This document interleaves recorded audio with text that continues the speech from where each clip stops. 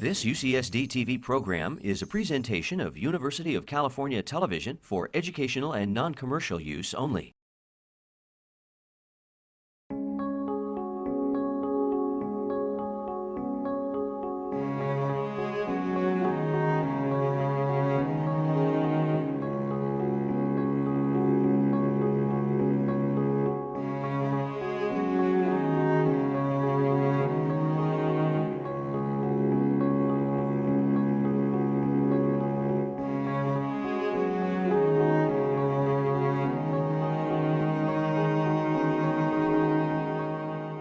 We at the Kroc School of Peace Studies are honored to be hosting Professor Johan Galtung, who is one of the founders of peace studies and who has shaped the field in the last 50 years through his prolific writing, research, teaching, and applied peace work.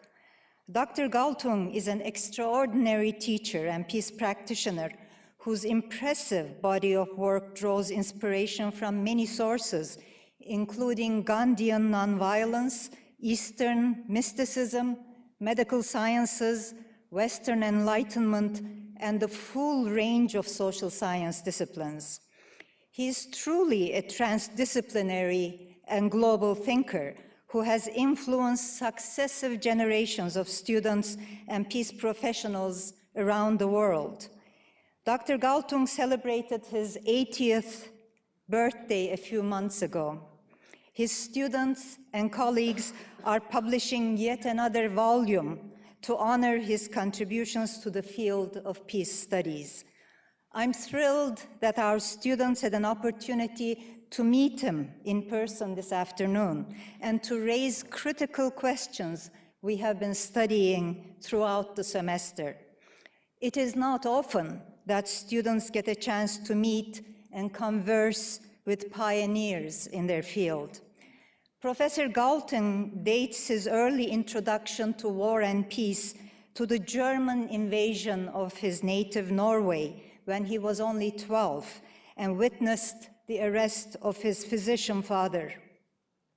He was 18 when Mahatma Gandhi, the father of nonviolence, was assassinated. That left an indelible impression on him, leading to his lifelong commitment to peace by peaceful means.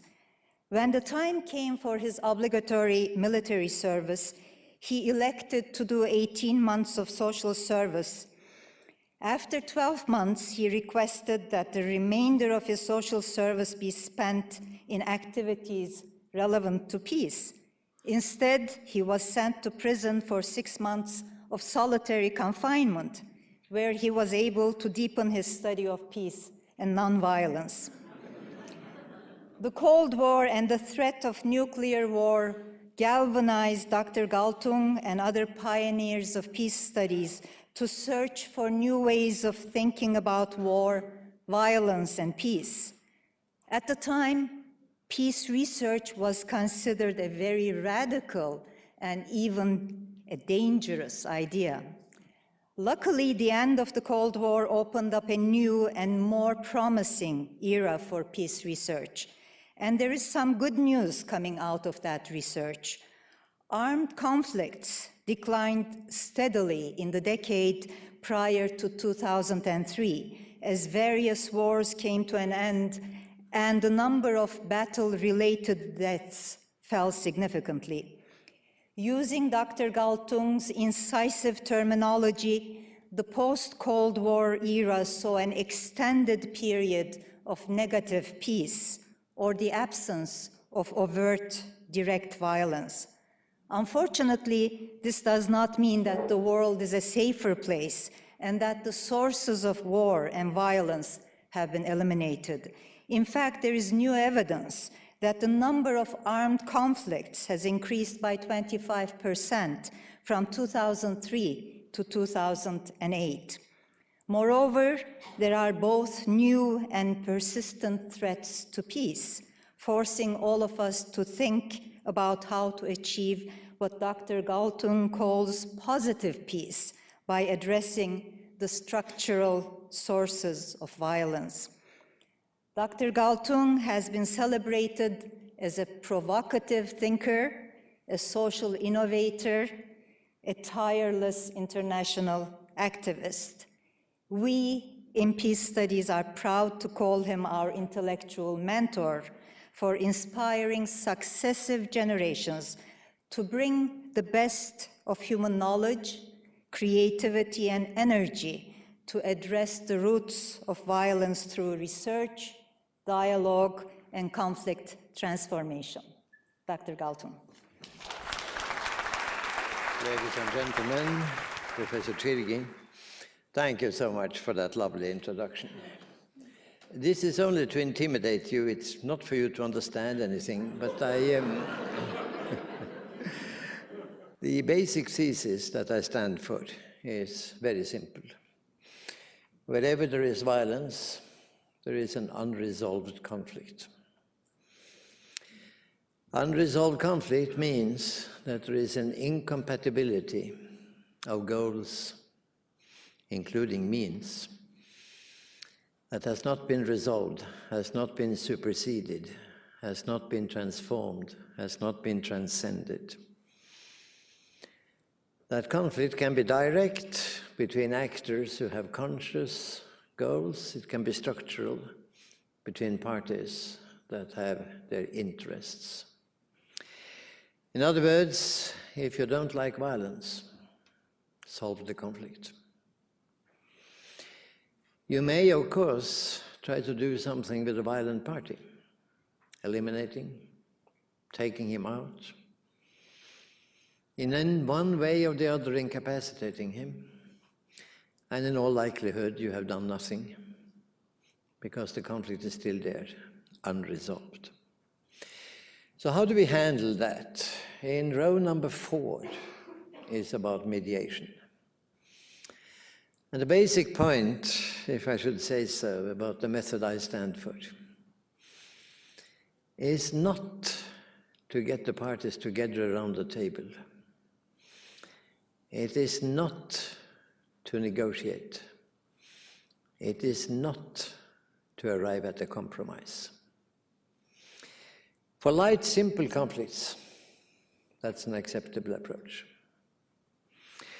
But what I stand for is a one-on-one meeting with a skilled mediator. One party at a time. For heaven's sake, don't bring them together. Don't have them talk too much with each other, because if they start understanding each other, it usually becomes even worse. You may be protected by lack of understanding. Have them talk. Have them talk freely, without the other party listening. Have them indicate where they see solutions without the other party saying, "That's not what you said yesterday." Don't have them play theater. Relax. So the one-on-one dialogue, there is a rule for the mediator that every sentence ends with a question mark. You see, negotiation is continuation of war by verbal means, and every sentence usually ends with an exclamation sign. It's not the way to do it. And that's the reason why the French word for debate is débattre, meaning to beat. And the goal in the debate is to win the debate by cornering the opponent and having him strangulate himself in contradictions. That's not the way to do it. The way to do it is searching, questioning. So, in doing that, there are stages. And you will find to the right, in row number 4, 3 stages called mapping, legitimizing, and bridging. Mapping means who are the parties, what are their goals. In order to assess that, you have to meet all the parties. You have to make them feel comfortable. You have to make them feel that they have a listener who satisfies empathy. As everybody says, and I agree, empathy is not the same as sympathy. So mapping will always bring in more parties than you expected. and it will bring in a much more complex set of goals than you expected. I was once an observer to the Norwegian delegation to the Law of the Sea conference, where there were 150 parties with 150 goals.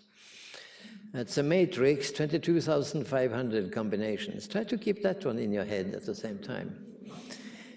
You have to reduce it. You have to reduce the complexity. And as you know, there is a kind of rule in psychology that 7 is about the maximum people can handle. Well, let's be generous and make it 9. I try often to get it down to 3 parties and 3 goals. For heaven's sake, avoid 2 parties, 1 goal. If you think the conflict is Saddam Hussein against the rest of the world, you have probably gone off on a wrong tangent. Because if you do that, you have already polarized to bipolarization from the beginning. Keep it open, at least 3 by 3. Now, having said that, mapping the conflict is the first. The second is legitimizing. You look at the goals that they stand for and you ask yourself, are these goals legitimate? How do I know whether anything is legitimate? Well, I need 3 criteria. The first one is a rather flimsy and not very good one, law.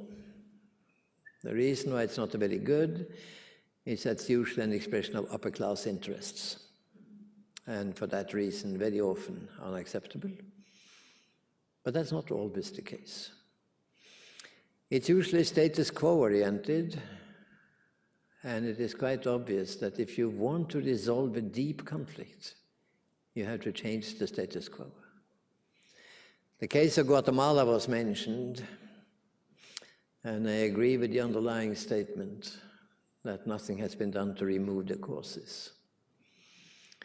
58% Mayas talking 19 different Maya dialects, being ruled over by Ladinos, who have all the important cards to play with. And one heroic young girl, Maya girl, Rigoberta Manchu, just the fact that she exists was extremely positive. And for once, the Nobel Peace Prize Committee of my country made a good selection.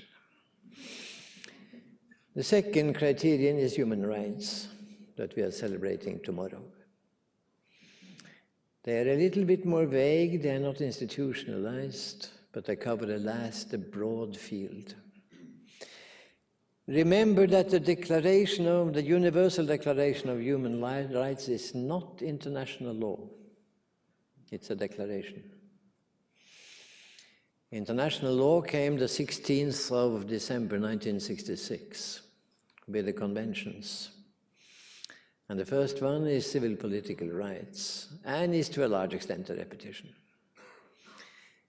That one has very much to do with direct conflict, with repression, with imposition of somebody else's culture. But the second convention is equally important, economic and social rights, that have to do with structural conflict. The first one is ratified by the United States of America, the second one is not ratified. We need both. There is an East Asian approach, which has been enacted by Japan, by Taiwan, by China. It's been enacted by South Korea. It will be enacted by North Korea. Economic, social rights first, civil, political second. I'm not saying that I agree or disagree, I'm just saying this is a way of doing it. Lift people up from the indignity of misery. And then, as the Chinese say, opening up. The Chinese are now in the opening up phase. Human rights is a fantastic guide if you use the 2 conventions of 1966, not only one of them. But there is something that is even deeper than human rights, basic human needs. They are uncodified, controversial, non-institutionalized. I operate with 4, based on extensive empirical research. survival, somatic well-being, freedom of the mind, and identity of the spirit. So to me, the human being is a combination of body, mind, and spirit, and these four basic needs apply to all of them. So let us now say that in order to answer the question of legitimation, I use all three: an element of law, element of human rights, an element of basic needs. And I listen to the parties, and I kick out some of their goals. If a party has an excessive desire for pipelines through Afghanistan and a base to prepare for the coming war with China, I call it illegitimate. And I would like to ask that party to analyze the conflict, if there is any, and try to see how it can be resolved. If a couple consisting of a businessman and a wife, both of them in the crisis age of 45, where the projects they are used to, love and sex and marriage and raising children and establishing a bourgeois style of life, have somehow become routinized. And the children have left the nest, and she goes deeply into Buddhism. And he loves his business and prefers black figures to red. Then I listen to them. They are quarreling like hell, one at a time. I say nothing illegitimate in wanting black figures if you run a business, and nothing illegitimate in wanting a rich inner life through Buddhism. What's the problem? Why can't she just do her business? He his business and she her meditation. Now you see, that's not what I want. If that was the whole thing, they could now do what is known as separation under one roof. She has Buddhism in one corner of the house, and he has accounting in the other corner, and there's a line drawn across the table in the living room. You don't move your accounting books across that one. And keep these Buddhist things away from me. And if you want to meditate, do it when I'm in the office. That would be a sloppy compromise. But what they wanted was not that. They wanted the other to convert to their position. They wanted their style to be the style, the program for the whole marriage. And the other resisted. Now, this is an important difference. It was a question of power. Who calls the theme of the marriage? My proposal was to run a Buddhist bookstore together.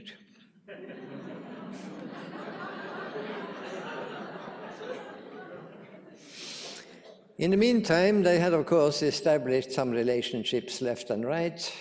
I think she went in for deep meditation with some man.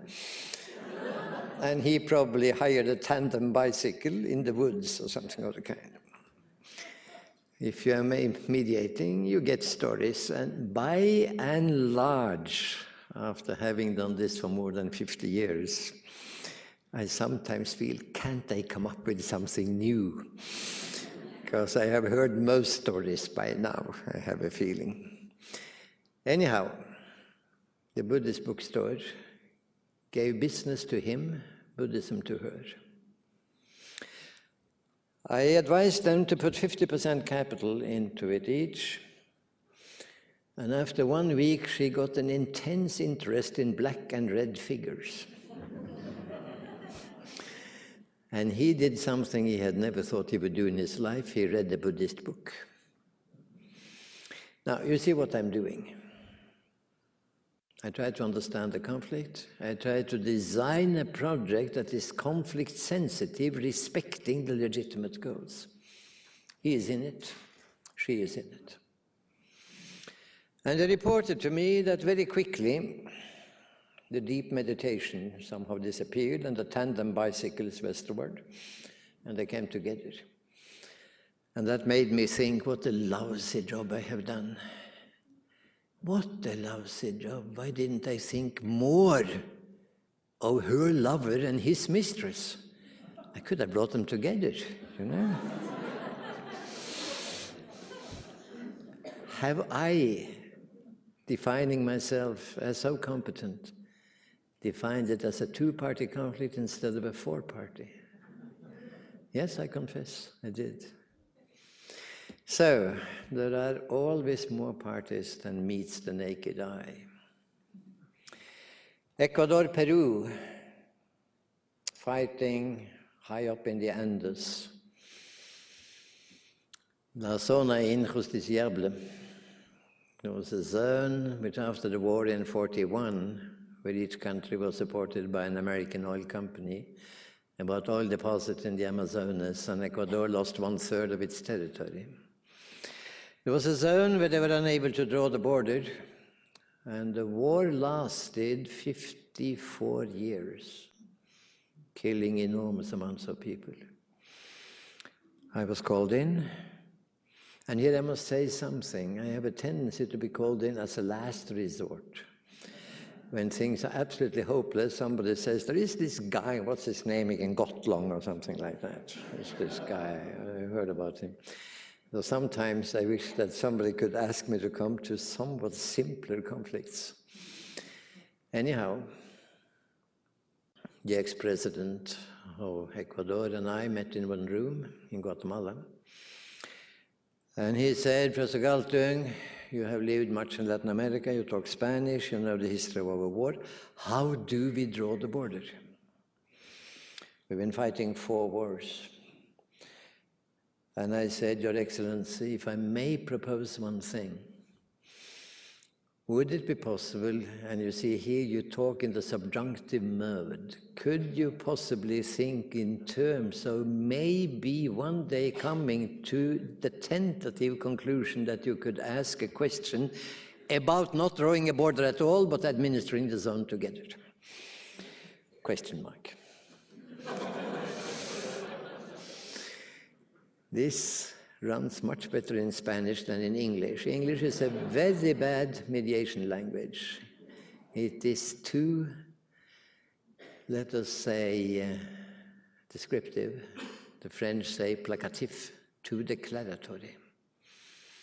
Norwegian is equally bad. Japanese is also bad because nothing is plain and simple. Everything is to be doubted. And sometimes you have to make a statement with some clarity to it. The Latin languages are good. German is good. Anyhow, the ex-president said, I've been to these conferences for 30 years. Nobody has ever proposed it. Very creative, Professor Galtung, but too creative. It'll take us at least 30 years to get used to the idea and 30 more years to realize it. It took 3 years. After 3 years, the peace treaty in 1998 became exactly that. That zone has now lasted for 12 years. There hasn't been one shot fired in anger. Nothing. It's been a very clear success. What was happening? Well, they both wanted access to that zone. They both wanted to own it. And one of them said, I love hiking. If I hike up in that zone, according to your plan, will I meet Peruvians? And I said, yes, you will meet Peruvians, because they also love hiking. I don't like Peruvians. It's a clear statement. So I said then, and this is where a little sense of humor might help, you can do it the way the airplanes do it, you see. You do it from 4,500 to 5,000 meters. And he has 5,000 to 5,500 meters. Then there is a 500 meters for Ecuadorians again, things like that. And then he said, now look, that's ridiculous. With some training, I can start loving Peruvians. Notice now that you don't start with loving Peruvians, you start with a solution. Don't think that you can change their feelings and that's the solution. The solution is political in the real world. Things have to happen. A Buddhist bookstore is not exactly an innovation in this world, but for new for them. In other words, something new has to be brought in. A zone of that kind was actually the first one. It is in Antarctic. Some colonial powers had practiced it, but otherwise it was the first one. Others had been working on it too.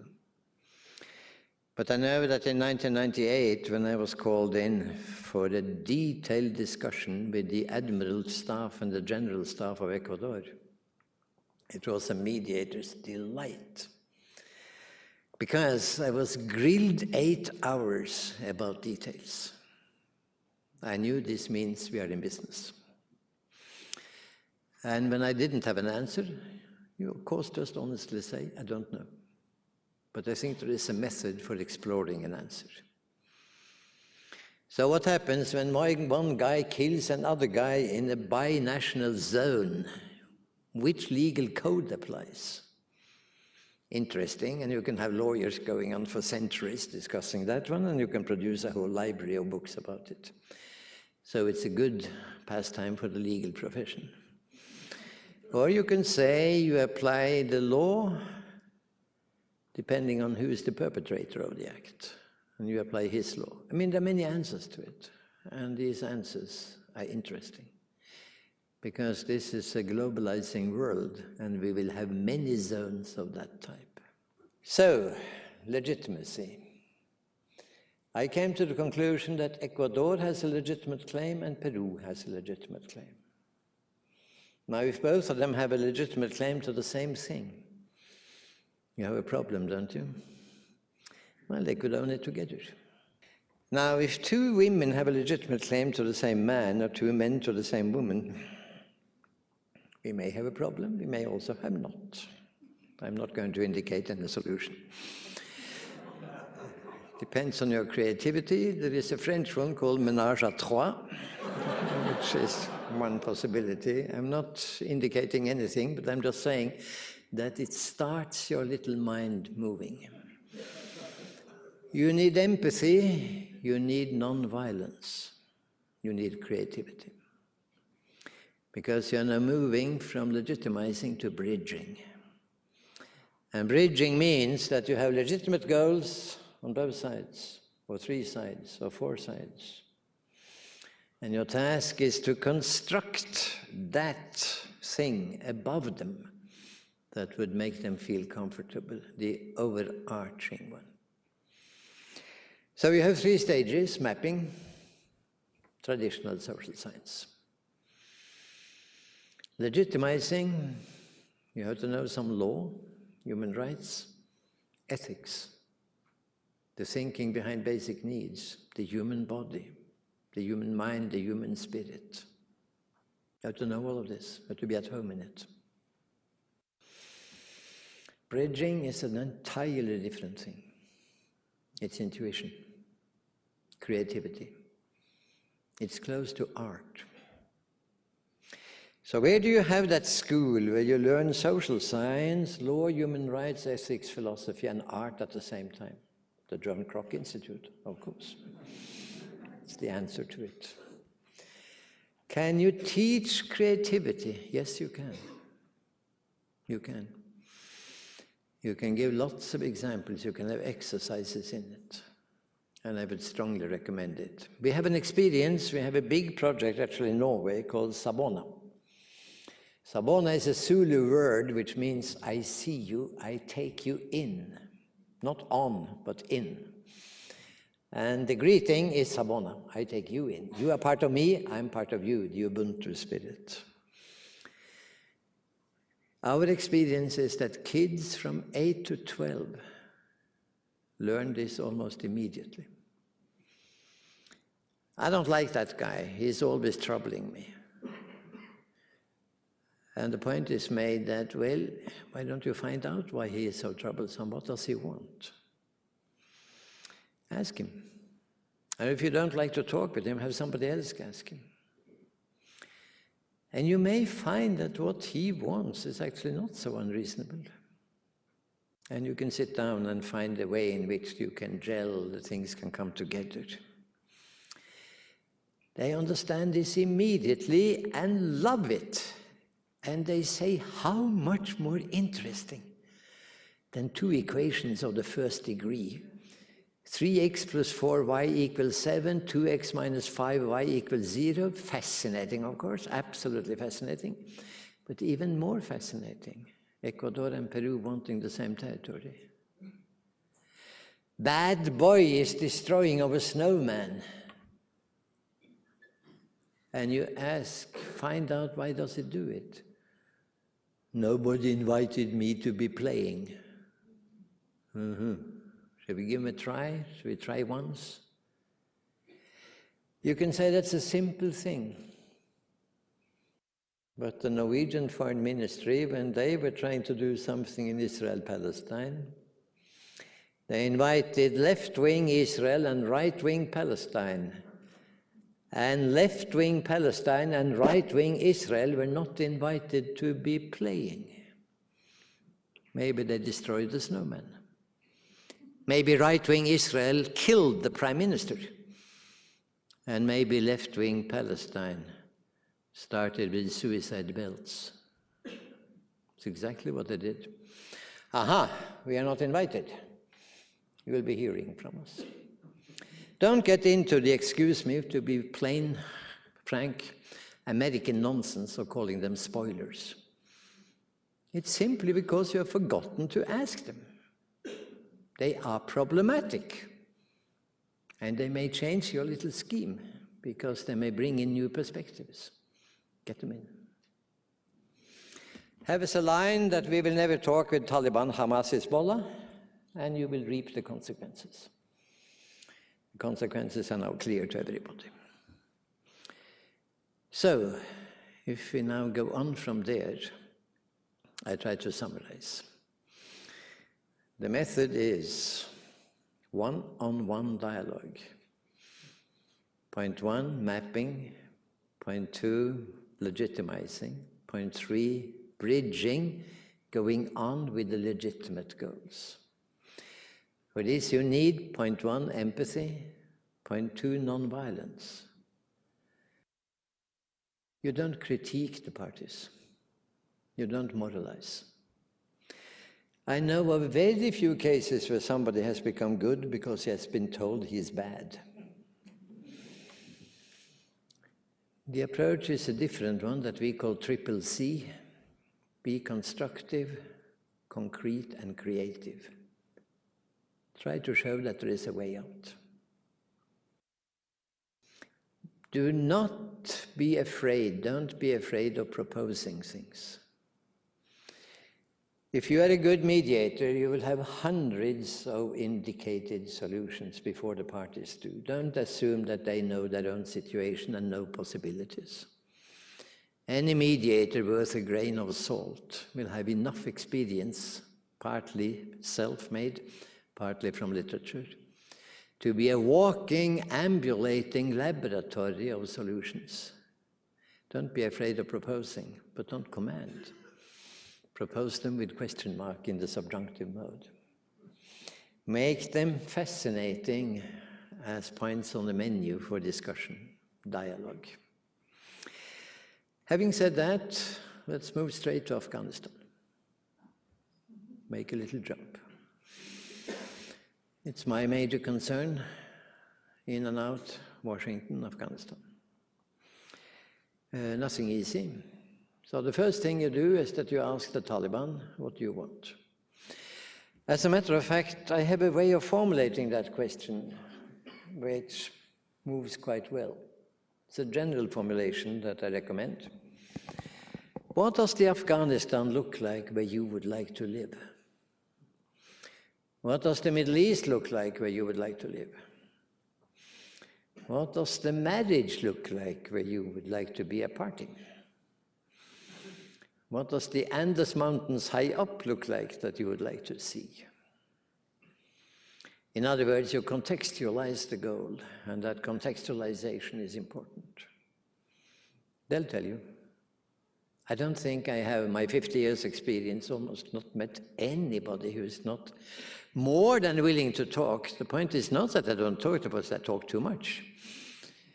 And you have sooner or later to find a way of gently moving the conversation on.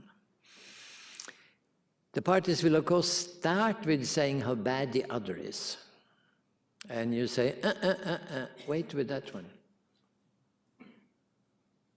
I guarantee you it's on the agenda. But I would like to hear what you want, not how bad the other is. After that, when you have told me how bad the other is, I might like to ask you, was there sometimes in the past when the situation was good? Yes, he was nice to start with, but he was a hypocrite. Could you tell me an example of hypocrisy? Was it nice hypocrisy or bad hypocrisy? Give me an example. And I might like to ask about what are you most afraid of for the future? I'm afraid that the Zionists will continue expanding forever. I'm afraid that they will throw us into the sea. Now, this combination of positive, negative, past, future is a very powerful dialogue agenda, extremely powerful. So you ask the Taliban, what do they say? They say we want three things, and they're not necessarily Taliban. Point one, we want Islam. We are dead against secularization. That incidentally throws out almost all the development projects because they come from infidels. And to believe that water is neutral is naive. No school is neutral. It's a question of who is running it in whose name. Is it in the name of Allah the Merciful? Or is it in the name of some project coming from the West? Point two, we hate Kabul. We want a decentralized Afghanistan. We are 20,000 villages in a mountainous country. We are poor. We are 7, 8 nations. We don't want to be run from Kabul by a Pashto and Tajik alliance connected to foreign powers that run the system through Kabul. Point three, we are sick and tired of being invaded. We had enough. Now, here you have three very clear goals. Their own identity, a decentralized society, and not being invaded. They seem to me legitimate. I have no problems with them. I have problems with other things they do, but not with that one. You look at the US side, what are the goals? A base for a possible coming war with China and an oil pipeline. These, ladies and gentlemen, are the basic goals. That's the text, the subtext, the deep text, the supertext, and the context. If you add up all of that, you get the pretext. And for your information, I'll be among those writing the post-text to this. Now, the pretext is, of course, the blah blah that comes out later. I'm not saying there couldn't be sincerity in it. I'm not saying that. I'm just saying that you have a conflict with three highly legitimate goals posited against two illegitimate. How do you solve that one? We had a mediation in February 2001, before the war started. The war started October 7, 2001. The mediation couldn't be inside Afghanistan. It was under Taliban brutality. It was in Peshawar with Taliban in the room, 100 persons in the room, 1/3 cabinet members, former, 1/3 sheikhs, 1/3 professors, not very useful, and 10 ladies.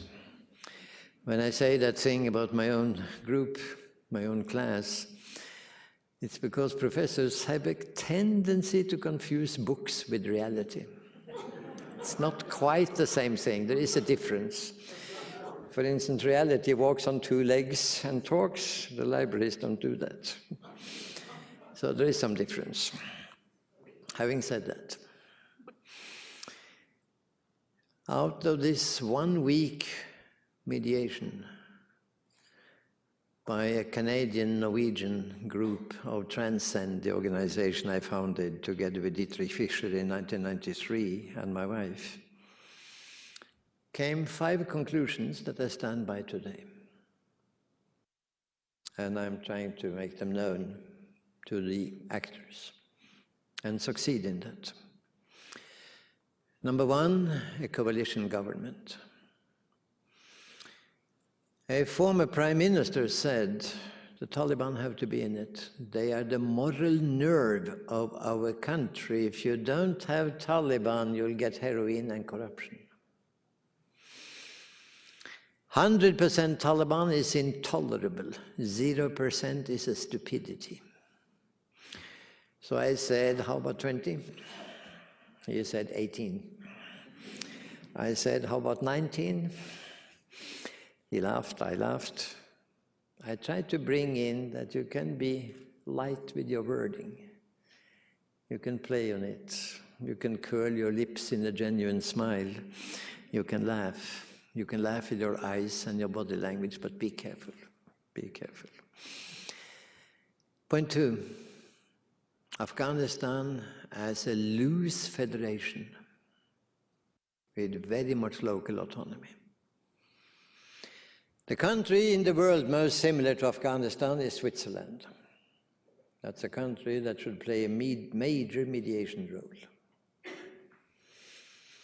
They're even similar in the sense, you see, 2 very important senses, that the parts of Switzerland are replications of the context. Germany, Germans in Switzerland. Italy, Italians in Switzerland. And then there is a Swiss part which is genuinely Swiss, the Ladino-talking people, like the Hazara in Afghanistan. Otherwise, they are replications of the context. Now, this means a federation with a capital in a small city, town, not Kabul. The third part is a confederation with the bordering countries. Afghanistan is in them, and they are in Afghanistan. Confederation means community. It means a Central Asian community. That would be the 5 former Soviet Central Asian republics, Pakistan, Iran, and Azad Kashmir. If you add up all of that, you have 8 countries in the context and Afghanistan. Afghanistan as a neutral country like Switzerland. Point 4. Priority to basic needs. That means food, water. Grown the way they find culturally compatible. It means education and health and shelter. It means education for all the nations and both genders. The Taliban are changing. They realize that their approach is wrong. But they tell me again and again the same thing. Yes, we made mistakes, but we're not going to be told that by Americans or by feminists, and particularly not by American feminists. Now, gentlemen, don't laugh too loudly at that one. The ladies are listening and they're taking note of your laughter, so be careful now. You see, to whom do we listen, they say? To our brothers and sisters who are ahead of us. Which are the advanced countries among the 56 Muslim countries? Tunisia, number 1. Since 1956, parity between the genders. It's a remarkable country. Turkey, very important. Indonesia, the southern part of the Philippines. They are more than willing to take the message. But remember, this is an isolated country up in the Hindu Kush, isolated from the world. Don't expect the waves of the world to reach them immediately. Don't blame them for being 50 years behind. There are many countries that are 50 or more years behind in many regards. You cannot assume that all countries in the world are synchronized. Rather help them, and the way to help them is to facilitate their dialogue with those 4 countries I mentioned. Point 5, internal security. It's an extremely violent culture. The violence is linked to what they call insults. You can also say unresolved conflicts. So I remember when we were asked to come back to Kabul for a session with the Minister of Education about reducing violence in Afghanistan and introducing peace studies in the schools. We were asking for examples of violence. What's the kind of insult that would lead to violence? And the woman who was Minister of Education, a very gentle, fine lady, said, well, you are driving on a highway and somebody passes you. A clear insult. Very clear case. The reaction is violent. You have a gun in your glove compartment. What else do you have glove compartment for? Not for gloves, it's a pistol compartment. Dang, dang! And the 2 back tires are flat. So we asked how much time between the insult and the violent reaction. She said about 5 seconds. It doesn't give you too much time for mediation, you know, in the subjunctive mode with creativity, empathy, non-violence and all that jazz. Not too much time. So we chose another approach. What happens if somebody does not react violently? And she said, somebody will say, you're not a man.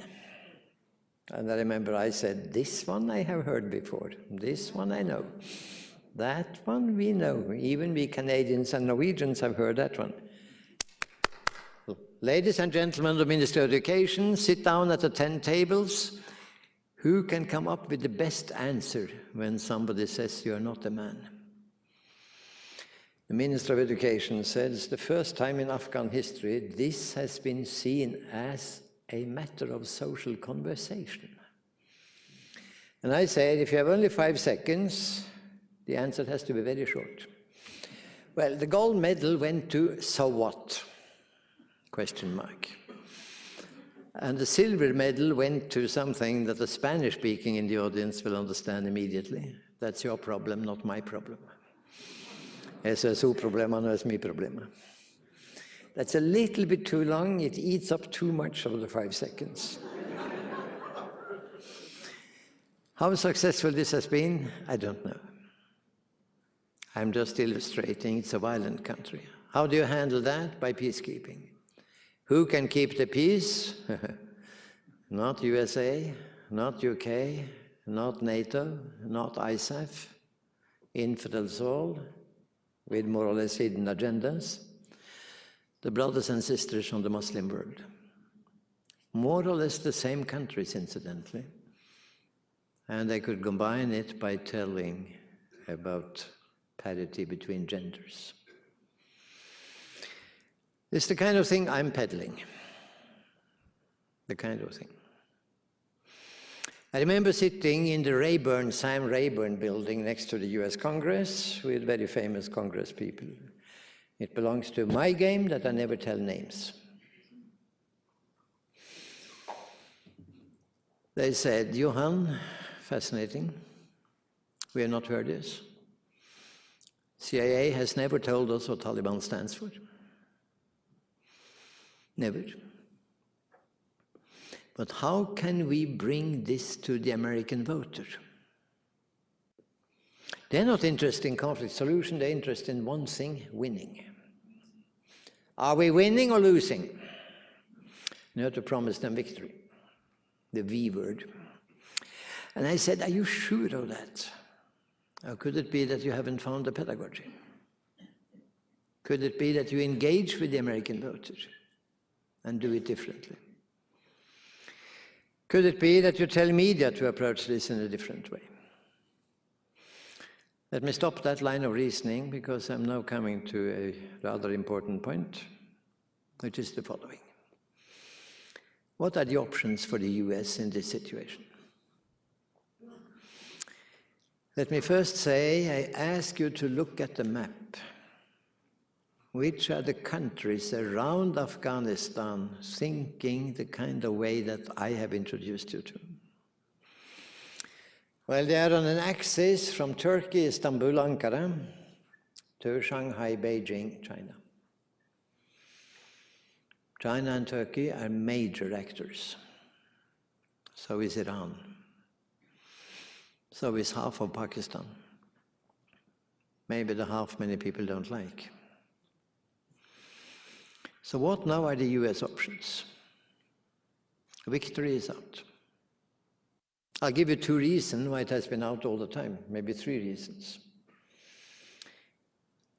You're fighting 3 wars at the same time against something defined as Muslim extremism, which in some cases is exactly that. But it's also people who just honestly have their faith. Against the decentralization and the local autonomy, and against people sick and tired of being invaded, like they have been 5 times in the modern era. Point 2, there are 1,560 Muslims in the world, and they are obligated by the Quran to defend Islam by the sword when trampled upon. Remember, for them, the borders between Islamic countries are fake. They are drawn by us.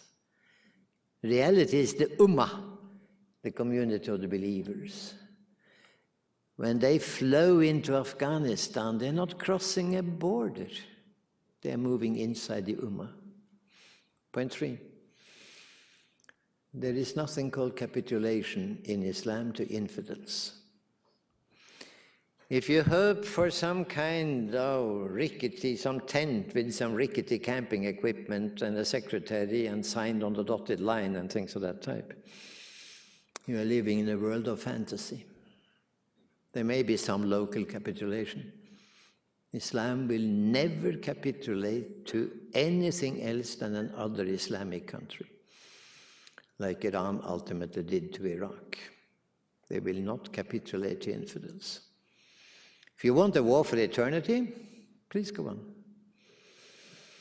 It's been unwinnable from day one, from 7 October 2001. And the Prime Minister I quoted told me when we had come to the 5-point plan that this plan is something of the best I've ever seen. The only problem is it cannot be realized because the US is going to invade us in October. He said that in February. Now, February happens to be 7 months before 9/11. Why? Because they want a base for the coming war with China, and they want a pipeline from Turkmenistan down to the Indian Ocean via Afghanistan, Pakistan. Evidently, he was well informed, to put it that way. I looked at what was written under the finger when he was pointing to the map. This is where they want a base. It was written Bagram. Of course. If you mediate, you may very quickly become much better informed than media, much better informed. And I repeat, the rule of the game is it's non-attributable. Having said that, you are now in a situation where victory is impossible. Defeat is impossible. The option, the alternative to defeat is withdrawal. So you have this strange president at the time who is trying to ride on a number of horses at the same time, Republican horses, Democratic horses. I guess that soon he will have riding on a Tea Party horse too. And I have by that shared with you my skepticism about him. Too pragmatic. Having said that, which is in a sense irrelevant, the thing that I would hope for the United States to do would be to join conflict resolution. I've indicated points, others have other points. Call a conference for security and cooperation in Central Asia. Not run by USA, by Central Asian countries. So, ladies and gentlemen, your task is to make America love conflict resolution. There is nothing that particularly tricky about it. But you have to learn the secret to it. The other side might have a legitimate point of view. And if you try to combine it with your own, don't give up your own, and you try to be creative, you may get out of it so much more than victory. As a matter of fact, when I ask people high up, what is your goal? To win. And I then say, what happens then? Well, then it's over, they will understand they have lost. If you had lost, would you have understood that you have lost? No, but I'm made of a different material than these bastards. Well, it takes about 5 minutes to turn that guy around, to understand that he is in for problems. So let me just say, mediation is to paint on the wall a vision so attractive that the parties say, look, it's not exactly what I was hoping for, but I can go for that one. I can walk in the Andes even if I meet Peruvians. My husband doesn't have to become a Buddhist if we can work together on a Buddhist bookstore. I would like him to read the book. My hysterical wife, esoteric hysterical wife, who is shouting and crying about not mediation but meditation all the time, if she could only get a little sense of business, that would help a lot. In other words, you see the other party as somebody with whom you could work. I don't call it win-win, I call it transcendence, and the reason for that is that you have to go beyond the present reality into something new. One of the reasons why Americans are not good at this internationally is conservatism. They don't want anything new, they're afraid of something new. You should enjoy it. A zone in the Andes Mountains does not change the world radically, but it could be the beginning of something. So, ladies and gentlemen, good luck to you. Thanks that this institution exists.